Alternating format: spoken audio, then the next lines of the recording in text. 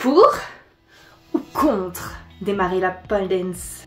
Que ce soit un hobby ou une pratique sportive, la pole dance a ses avantages, mais aussi ses inconvénients. Alors, est-ce vraiment pour toi? Je vais te dévoiler 5 avantages et 5 inconvénients de la pole dance. Reste avec moi jusqu'à la fin si tu veux découvrir mon avis. Je te dévoile tout de suite 5 avantages. 1. Amélioration de ta force et de ta posture. La pole dance sollicite de nombreux muscles. Les bras, les jambes, les abdos, le dos et plein d'autres muscles. C'est un excellent moyen pour renforcer et tonifier tout le corps. J'adore la pole dance car si tu n'arrives pas à faire certaines figures, eh bien le simple fait d'essayer, le simple fait de porter ton poids, ça te muscle, ça te fait énormément travailler. Et ça, c'est vraiment chouette.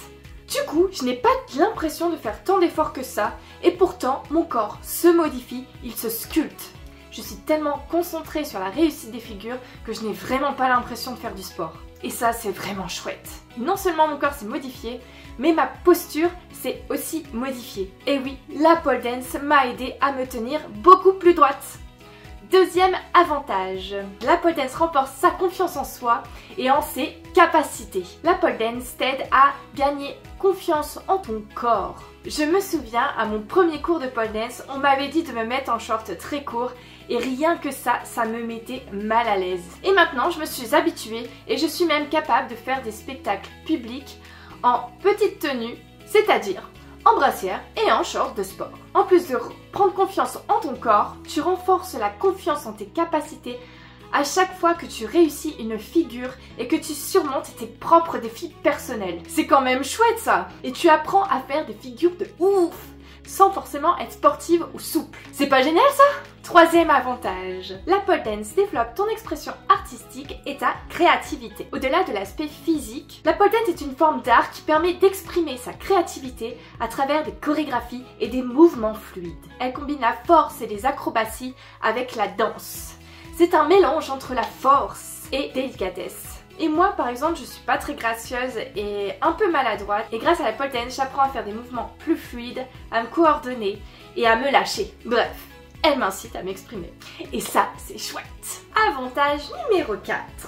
La pole dance permet de développer discipline et persévérance. Certaines figures de pole dance demandent du temps et de la pratique pour être maîtrisées. Mais tu deviens tellement addict et déterminé à réussir certaines figures que finalement, tu te surpasses et t'améliores. C'est pas génial ça? C'est pas génial? Et ça, c'est pas génial? Grâce à la pole dance, tu développes des compétences telles que la patience, la persévérance, la discipline, qui sont essentielles pour progresser. Et non seulement ces compétences sont utiles en pole dance, mais aussi elles sont utiles pour toi dans la vie de tous les jours. Et ça, c'est vraiment génial. Et le dernier avantage numéro 5. La pole dance permet de t'évader et de réduire le stress. La pole dance, avec ses enchaînements artistiques et le challenge de réussite de ses figures, fait d'elle un moyen d'évasion pour échapper à ta routine quotidienne. La pole dance permet de te faire évacuer tes tensions, te défouler et fait oublier ton stress du moment. Moi, j'adore parce que tu voles et tu tournes dans les airs comme dans les manèges. Vous connaissez là les manèges là, comme des tourniquets qui tournent à toute vitesse là? Et bien là, c'est pareil. Tu tournes comme dans les manèges, sauf que là, tu fais des figures trop classe. Et j'adore cette sensation. J'ai l'impression de planer. Pourquoi t'as besoin de ça pour planer d'habitude? Donc nous avons vu 5 avantages de la pole dance. Maintenant, passons aux choses sérieuses. Nous allons parler aussi des petits désagréments de la pole dance. Je vais te parler de 5 inconvénients selon moi. Premier inconvénient, les douleurs et brûlures de la peau. Et oui, les frottements répétés de ta peau sur la barre provoquent des brûlures, des pincements, des bleus partout sur le corps, comme les schtroumpfs. Et c'est encore pire quand tu es débutant, parce que ta peau n'est pas habituée. Mais l'avantage avec l'entraînement, c'est que ta peau devient du caoutchouc et tu deviens résistante au combat face à ce qu'on appelle les pole kiss. Et par contre, il faut éviter les longues pauses car après ta peau n'est plus habituée et il faut tout recommencer. Encore? Cet inconvénient des douleurs de peau amène au deuxième inconvénient. Le deuxième inconvénient, le choix limité des tenues. Et oui, tu dois avoir une tenue très courte avec un maximum de peau apparente pour que ta peau accroche à la barre. Parce que tout habillé, eh bien tu glisses. Et ça, c'est un inconvénient comme les personnes comme moi qui n'aiment pas trop exposer son corps. En revanche, il existe des tenues longues comme des leggings grip antidérapants qui permettent de t'accrocher sur la barre pour faire tes figures. Mais n'en abuse pas trop parce que si tu reviens aux tenues courtes, il faudra réhabituer ta peau. Mais ces leggings sont également d'autres inconvénients que j'exposerai dans une autre vidéo. Et cet inconvénient de petite tenue m'amène au troisième inconvénient, les préjugés et stigmatisation. L'idée la plus répandue, c'est que la pole dance est systématiquement associée au striptease, alors que c'est un sport comme les autres. Il y a même des championnats de pole dance. L'autre préjugé, c'est que la pole dance est uniquement réservée pour les femmes. Et pourtant, la pole dance est pour tout le monde, pour les hommes, les enfants, les femmes, toute corpulence, tout âge. La pole dance est vraiment fait pour tout le monde. Et d'ailleurs, la personne qui a remporté le titre du championnat du monde 2024, eh ben devine quoi? C'est un homme âgé de 40 ans qui s'appelle Vincent Grobelny. Tu vois qu'il n'y a pas que les petites jeunettes qui font de la pole dance. Je vous mets le lien en description si vous voulez avoir plus de détails. Tout ça pour dire que les allusions sexistes et moqueries sont lassantes. Mais bon, on fait avec. Le quatrième inconvénient, ce sont les conditions climatiques. Et oui, quand il fait très chaud, tu transpires comme moi et tu glisses comme un savon sur la pole. Et oui, c'est assez contraignant parce que tu es incapable de faire certaines figures, c'en est même dangereux. Mais bon, heureusement pour certains, cela ne concerne pas tout le monde. Et oui, il y en a qui transpirent plus que d'autres. Heureusement, il existe ce que l'on appelle des grippes. Ce sont des lotions que tu mets sur tes mains qui assèchent ou collent tes mains et qui permettent de t'agripper plus facilement à la barre. Grâce à ces pommades, tu obtiens plus d'adhérence sur la barre et c'est un peu plus facile. Mais parfois, c'est pas suffisant quand tu transpires trop. C'est comme ça. Le cinquième inconvénient, l'équipement pour pratiquer la pole dance. Si tu veux aller t'entraîner, c'est pas comme la course à pied où il suffit d'enfiler tes baskets pour aller courir. Non, pas du tout. Oh non!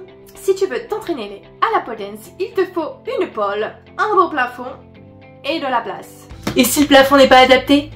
Et si le plafond n'est pas adapté, tu as aussi des podiums que tu peux mettre à l'intérieur, mais c'est quand même mieux que le plafond soit assez haut. Il faut quand même de la place pour tout stocker. Là, comme tu peux voir dans mon salon, ça prend toute la place. Je suis un peu obligée de l'enlever et de la remettre. C'est vraiment pas pratique. Le problème, c'est que tous ces équipements, que ce soit la pole, le podium, les extensions, les protections telles que les crash mats, les tenues aussi. L'inconvénient, c'est que c'est un investissement assez coûteux que tout le monde ne peut pas forcément se permettre. Sinon, il existe la solution de s'entraîner dans un studio de pole dance. Sauf que les studios de pole dance, tu en trouves surtout dans les grandes villes, t'en as pas forcément partout.